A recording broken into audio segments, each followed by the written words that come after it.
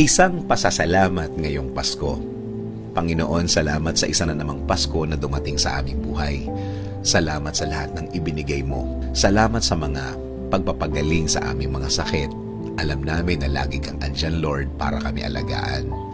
Panginoon, salamat din sa lahat ng mga pagkakataon na iniligtas mo kami. Ang iba, alam namin, at kami mismo ang naka-experience. Ang iba naman ay hindi namin alam na nailigtas kami sa isang disgrasya. Sa mga oras na nakarating kami sa aming mga bahay at sa aming pinuntahan, alam namin na kami ay pinoprotektahan mo. At alam din namin, Panginoon, na hindi lang kami ang sakop ng inyong pagmamahal at pag-aalaga, kundi kasama ng aming mga pamilya. Alam namin na hanggang sa kanila ang inyong pagmamahal.